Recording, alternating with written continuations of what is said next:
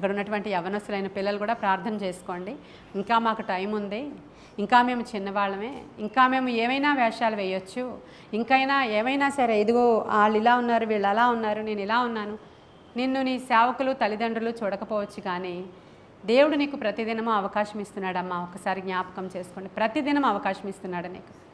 ఈరోజే మీరు చనిపోతారని నేను చెప్పట్లేదు, కానీ ఒకసారి అసలు నరకము అనేది దేవుడు మనుషుల కోసం నియమించింది కాదు.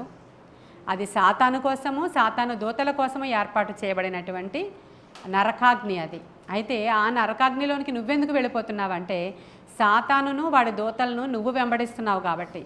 సాతానుకి లోకం అంటే, లోకాశలంటే, లోకేచ్ఛలంటే, శరీరేచ్ఛలంటే, వాటిని ప్రేరేపించడం అంటే చాలా ఇష్టం.